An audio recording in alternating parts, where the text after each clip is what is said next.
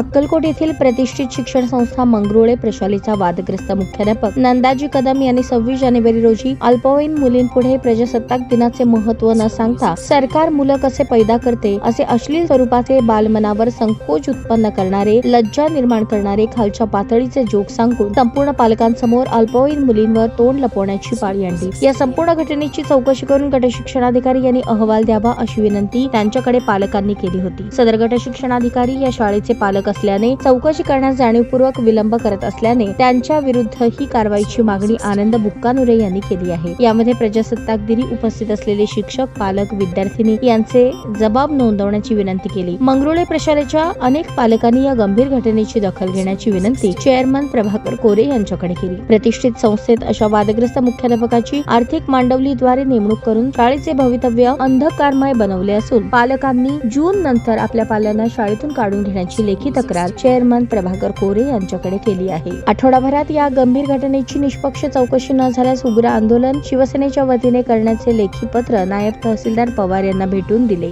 अनपेक्षित आणि शिक्षण क्षेत्राला लज्जास्पद वाटेल असे कृत्य करणाऱ्या मुख्याध्यापकावर संस्था कडक कारवाई करेल अशी खात्री बुकानुरे यांनी व्यक्त केली। तहसीलदारांना निवेदन देताना विधानसभा संघटक शरण सुरवसे, तालुका प्रसिद्धी प्रमुख सिद्धराम गुब्बाड, मल्लीनाथ अरवतकल, अल्पसंख्याक संघटक मोहम्मद पठाण, महंतेश हत्तुरे, आदित्य हिबारे यांच्यासह पालक वर्ग मोठ्या संख्येने उपस्थित होता। अक्कलकोट तालुक्यात लहान मुलीसमोर मंगरुळे प्रशालेमध्ये महिलांना, या लहान मुलांना लज्जास्पद वाटण्यासारखे प्राध्यापकांनी अतिशय जोक सांगून सर्वसामान्य लहान मुलांना लज्जा वाटण्यासारखे कृत्य केले आहे। त्या गोष्टीचा आम्ही शिवसेना उद्धव बाळासाहेब ठाकरे पक्षाच्या वतीने, अक्कलकोट तालुका रहिवासीच्या वतीने मी जाहीर निषेध व्यक्त करतो। या संबंधित मुख्याध्यापका नराधमावरती आपण तात्काळ कडक कारवाई करावी ही मी विनंती करतो।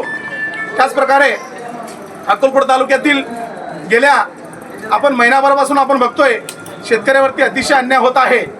तुरीचा भाव शासनाचा 7,500 रुपये असताना पण प्रॅक्टिकली 5,500, 6,000 या प्रकारे शेतकऱ्याची क्रूर थट्टा करत आहेत। माझा या शासनाला विनंती आहे, जो शेतकऱ्याचा व्यापारी 7,500च्या खाली जो माल घेतला आहे, जो भाव घेतला आहे, त्याच्यावरती आपण गुन्हे दाखल करा आणि त्या शेतकऱ्यांना न्याय मिळवा, अन्यथा त्या शेतकऱ्यांना रस्त्यावर उतरून आम्ही काळे फासल्याशिवाय राहणार नाही। एवढं बोलतो। जय हिंद, जय महाराष्ट्र। ताज्या बातम्या पाहण्यासाठी प्राईम महाराष्ट्र न्यूज चॅनलला सबस्क्राईब करा।